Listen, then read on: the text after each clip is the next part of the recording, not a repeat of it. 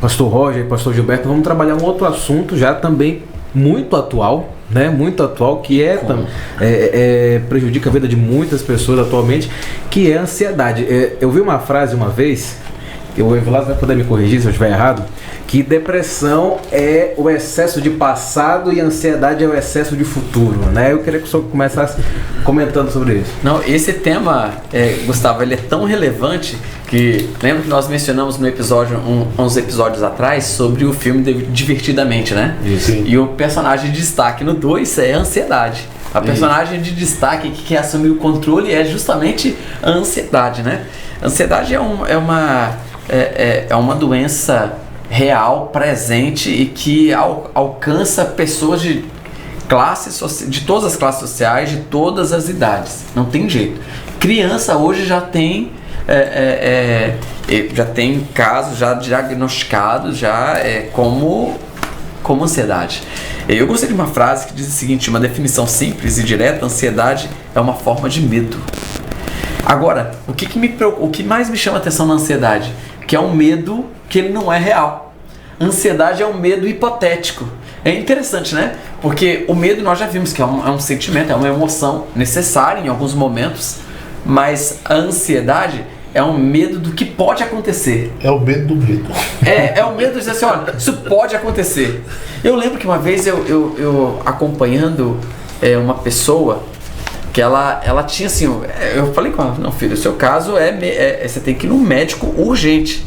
Ela falou assim, pastor, eu tenho medo de se eu vou acordar, eu tenho medo de dormir, me atrapalha dormir, porque eu não sei se eu vou acordar no outro dia. Olhei, falei assim, e no outro dia quando eu acordo, eu tenho medo de sair de casa, porque eu não sei o que pode acontecer, se o carro pode me atropelar, se alguém pode me assaltar, eu tenho medo disso, eu tenho medo de ir pro trabalho e ser mandado embora. E foi linkando todos os medos que tinham, né? Então, todos eles, era uma manifestação, o diálogo com ela, eu percebi nitidamente. Ela estava no nível de ansiedade que estava extrapolando. E eu falei, você precisa procurar ajuda. E aí a gente conversei com a família nesse sentido.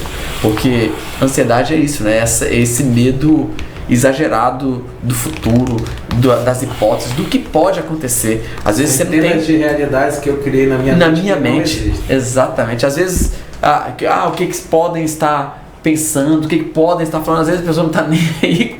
É um negócio assim, que de fato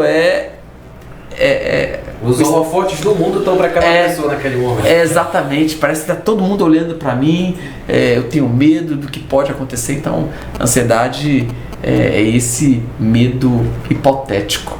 Eu gosto de definir assim, hipotético, do que pode ser, do que pode vir a ser. Ela começa na realidade como um medo hipotético, né? E aí cria o que é a ilusão de ótica que o próprio livro aborda, mas ela avança, e eu acho assim, eu não sei se eu estou correto, mas o não cuidado da ansiedade pode levar à síndrome do pânico, né? Sim. Seria, quem sabe, já uma disfunção da ansiedade, de pessoas que realmente estão ali. Tem pessoas que travam mesmo. E olha que coisa interessante, a gente vive a questão urbana, né? É muito propenso ao ambiente urbano ele desencadear a ansiedade. Uhum. Porque a gente vive ambientes que levam a gente a isso, né? E aí, se você tem uma pessoa, obviamente, que ela tem essa disfunção, potencializa. Uma outra coisa que o Roger falou, a questão da adolescência, né? Do Divertidamente 2, que vai tratar exatamente da adolescência. Os picos hormonais, a desestabilização neuroquímica que causa também isso. Então, assim, em que ponto você reconhece, por exemplo, num adolescente que é uma ansiedade normal do período puberbe que ele está passando, da puberdade, ou em que momento aquela ansiedade ela já passa a ser patológica num adolescente? Tem um link para a gente saber, Evilás? Tem a frequência. A frequência ela ajuda muito a distinguir, né? o que é uma ansiedade, um medo, um pavor, né? De natural, ou se for muito frequente, começa a ser disfuncional, meio mais patológico. Aí tem que procurar mesmo. Começa a afetar a vida cotidiana, o social, as relações interpessoais. Então isso já vira patológico, já vira disfuncional. Então já difere a questão da frequência. Ou se você analisar uma ansiedade, se ela for normal, de amanhã vai ter um evento, então acho que vou falar em público, mesmo eu tendo experiência, se for no caso eu não tendo, eu vou ter aquele frio na barriga. Poxa, o que vai acontecer do teste do meu emprego, da entrevista, de alguma coisa que você está esperando, não consegue, tem insônia em momentos cruciais da sua vida, até então isso é normal. Mas se isso virar muito recorrente, muito frequente, para qualquer tipo de acontecimento, que não seja um momento crucial de sua vida, que requer um pouco mais de ansiedade, qualquer tipo de coisa, como o pastor também mencionou aí, um pavor de algo hipotético, um medo de algo hipotético, se isso for frequente, deve procurar ajuda também. Com certeza, é aquela questão, né? Às vezes, por mais que você tenha experiência, por exemplo, aqui, né, a maioria de vocês aqui tem a experiência de falar em público, né? De falar para 50, para 100, para 200 pessoas, mas às vezes vem aquela preocupação, e se eu não conseguir, né? E se não der certo?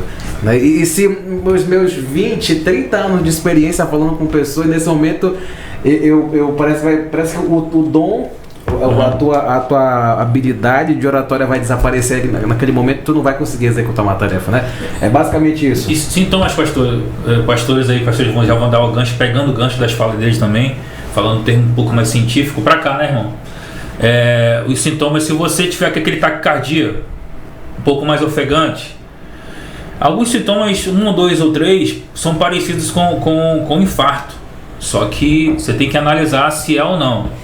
Você pode estar com uma crise de ansiedade, mesmo tendo experiência de falar em público, se for esse o contexto, você deve ter esse olhar e saber aprender a identificar o que você está sentindo, identificar se ficou turvo a sua percepção, se ficou turva a sua percepção de mundo ao seu redor, se você está escutando as pessoas, se a sua voz está muito...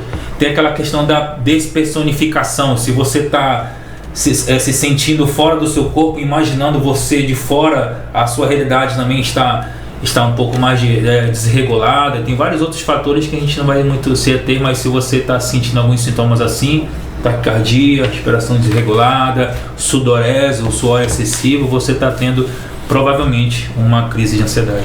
Agora existem algumas atitudes, né, que levam à ansiedade, atitudes, né? Que aí você tem os gatilhos, né? Que na verdade não gatilhos, né? Eu acho que gatilhos não seria a melhor expressão, mas ações ou comportamentos, padrões comportamentais que podem desencadear, né? O consumismo, o materialismo. Eu fico naquela coisa de ter. Tem uma frase de um amigo que diz o seguinte, que nós vivemos na ânsia de ter, ou seja, na ansiedade de ter e no tédio de possuir. Você pode observar, lançam um aparelho novo, um celular novo, você olha assim, toda essa tecnologia, nossa, eu quero muito isso, fica naquela coisa, vou aperto aqui, aperto ali, pronto, comprei. Uma semana, 2 semanas, aquilo já ali, não é mais novo.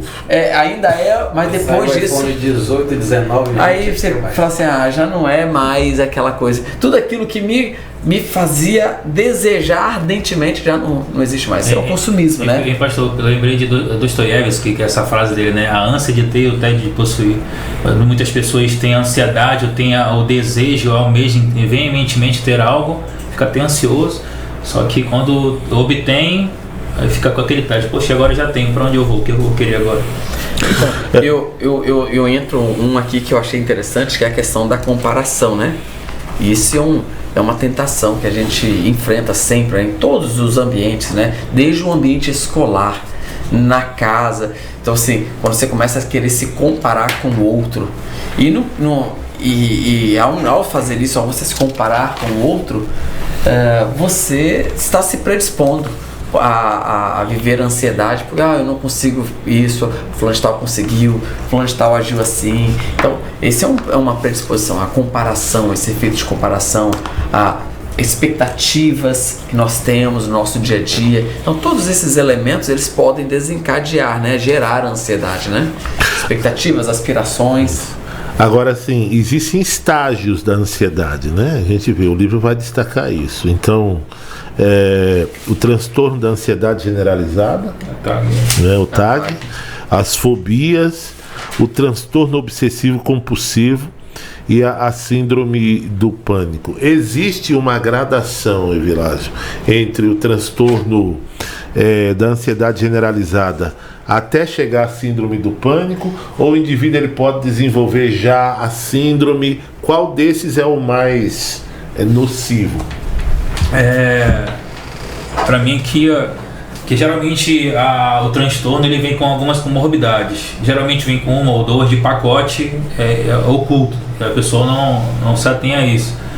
Ela pode ser acometida pelo TAG e ter aí com algum tempo que não procura ajuda pelo negligência de não procurar ajuda, começa a aparecer a síndrome do pânico, o toque de ter os objetos alinhados, até mesmo a compulsão, até mesmo de comprar as coisas, mas não utilizar, mas somente o desejo de comprar, compulsão alimentar e por aí vai.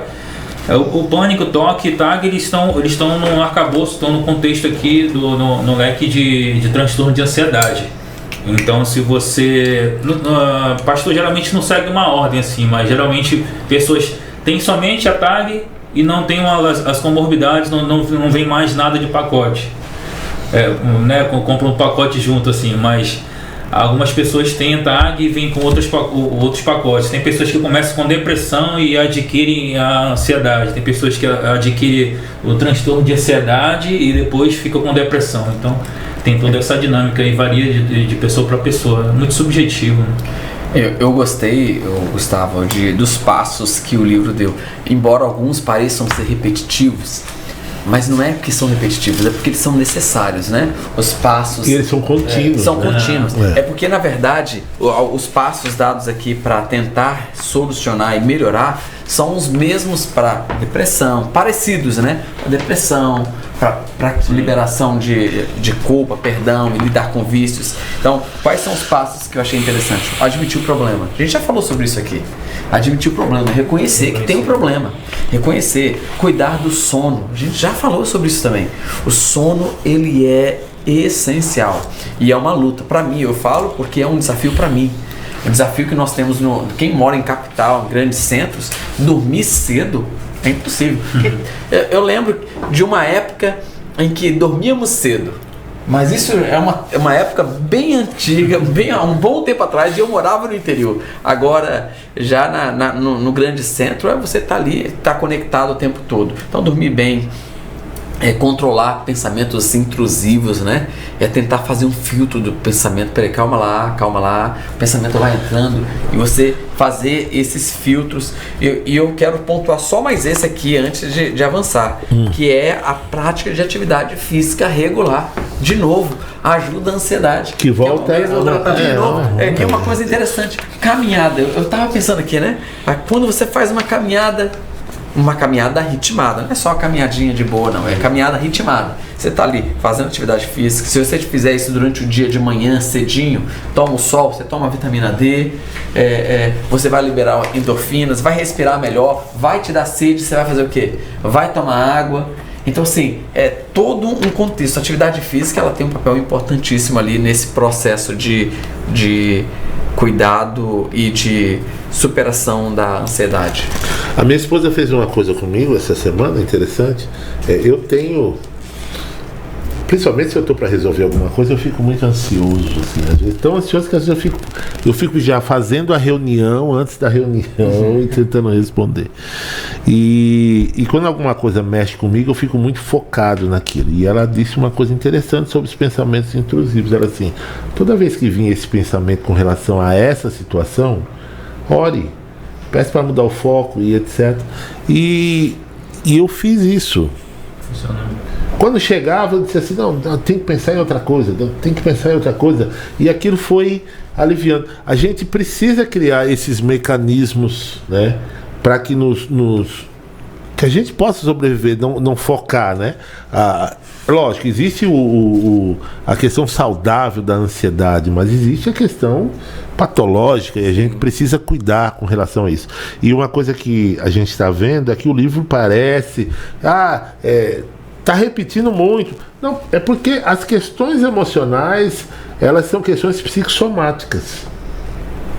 Elas desenvolvem na mente e elas são representadas no nosso corpo.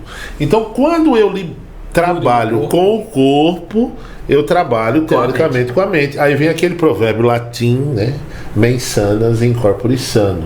Mente são, corpo saudável. Então eu acho que essa relação, não existe uma disjunção. Estão intimamente ligados.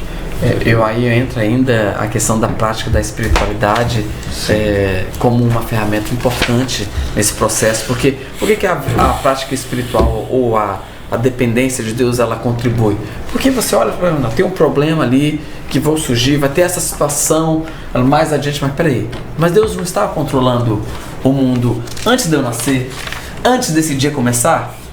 Ele não vai continuar conduzindo e controlando o mundo por toda a eternidade? Está nas mãos de Deus. Então, quando eu começo a ter uma vivência de comunhão com Deus, de prática espiritual, desenvolvendo espiritualidade também, eu aprendo a confiar mesmo. E não é que eu não vou me preocupar com os problemas que eu tenho que resolver, mas eu tenho confiança de que com a sabedoria e a direção de Deus eu consigo resolver essas situações, né? Então, eu acho que isso é fundamental. Aí o último ponto que eu também quero pontuar aqui que é a questão dos gatilhos, né? Você tirar alguns gatilhos te deixam ansioso. Você já sabe que isso vai promover, então evita. Vai te causar ansiedade, determinados tipos de conversa, não participe dela. Entendeu? Então evite os gatilhos. Aí entra a questão das rotinas novamente. Você criar...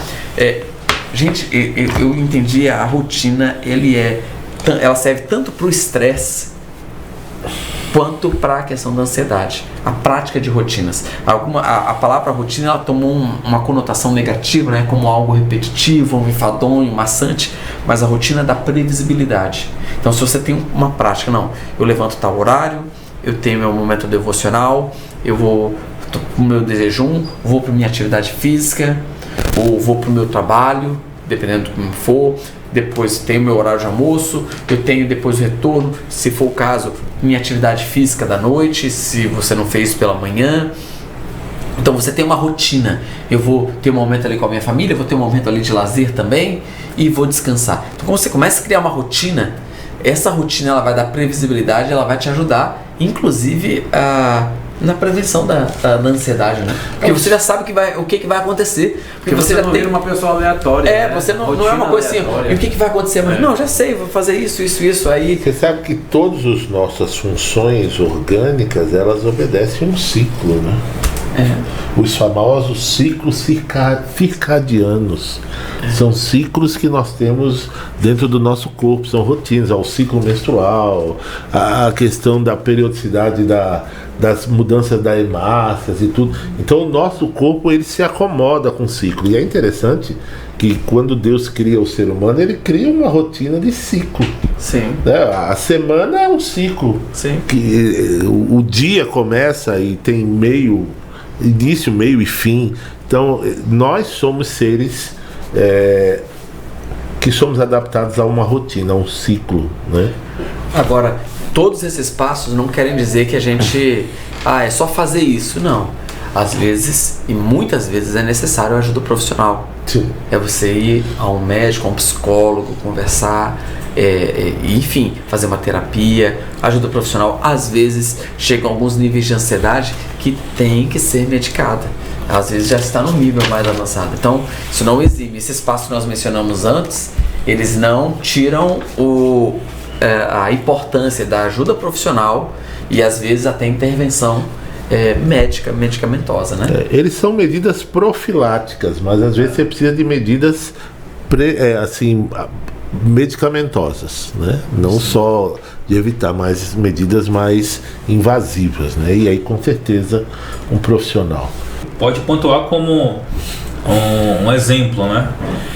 Elias, logo depois daquele acontecimento, aquele marco histórico do Monte Carmelo, com os profetas de Baal ali, logo depois de ele sair dali, ele também sofreu ameaças e tentaram contra a sua vida, mando de Jezabel,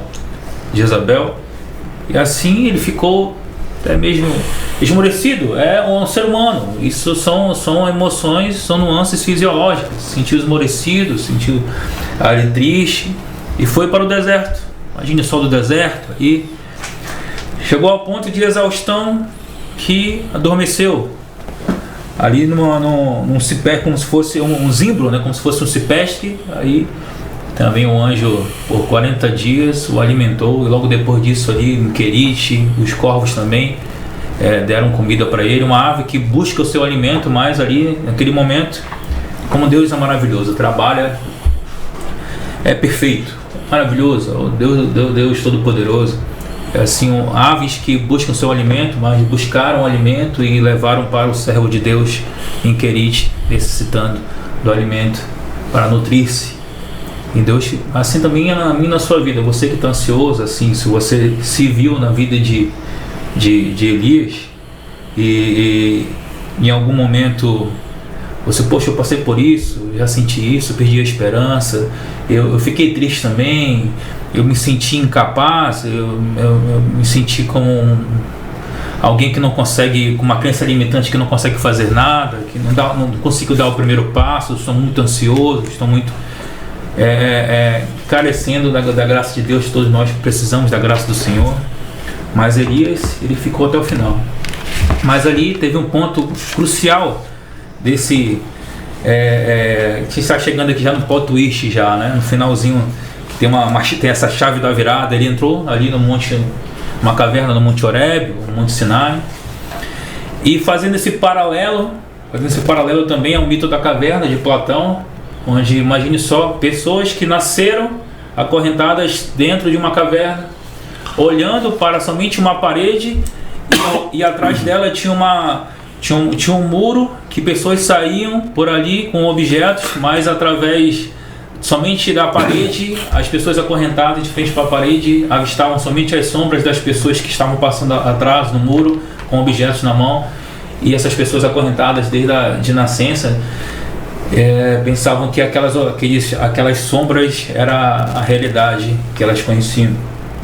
Só que uma das pessoas dentro desses acorrentados conseguiu sair, e saindo da caverna olhou todas as maravilhas, os sons, as texturas, as cores, e viu ali fora da caverna que tinha vida além da parede e das sombras das suas percepções. E essa pessoa voltou para contar essa maravilha para as pessoas que ali estavam acorrentadas. Só que as pessoas não acreditaram. Pensavam que ele estava louco, estava inventando histórias. Elias também se encontrou numa caverna, achando que somente era aquilo, tristezas, desesperanças, incapacidades, que era somente se esconder em uma caverna, que Deus, na nossa percepção limitada, Deus só tinha aquilo ou somente aquilo para a gente viver. Só que não, falar igual o jovem, só que não. Nós precisamos também sair da caverna do sofrimento, da ansiedade, da caverna do sofrimento, da depressão, ou do sentimento de culpa, do estresse exacerbado, do perdão que não foi liberado. Eu não sei qual é a demanda que você está sentindo de sofrimento mais subjetivo, que te causa insônia, te causa dores também. Mas além da caverna existe vida, e vida em abundância somente em Cristo Jesus. Você está assistindo essa mensagem, esse podcast aqui do livro A Chave da Virada. Se você gostou de todos os temas, Gustavo já mencionou aqui, você quer um livro físico, através do QR Code, baixe esse livro. Antes, peça a orientação do Senhor, leia. Espero que você tenha uma excelente leitura, mas não se esqueça, se você se encontra nessa caverna, saia enquanto há tempo. Perfeito. Vamos conduzir a oração? Perfeito. Querido Pai Celestial, excelso Deus, muito obrigado pelo dom da vida, Senhor. Sim, em alguns momentos, pessoas, até mesmo nós, sim, nos sentimos em cavernas de sofrimentos, cavernas de sofrimentos psíquicos ou de algumas demandas específicas, Senhor Deus, que possamos clamar a Ti e reconhecer que precisamos de Ti, Senhor. Perdoa os nossos pecados, Pai. Continue conduzindo esse podcast, iluminando as nossas mentes. Esteja com as pessoas que estão assistindo, Senhor Deus. Que com a sua destra fiel venha acalentar o coração de cada um que esteja assistindo com a sua demanda específica, porque o Senhor sonda o coração e sabe o que está passando na vida de cada pessoa. Em nome de Jesus te rogamos. Amém. Amém.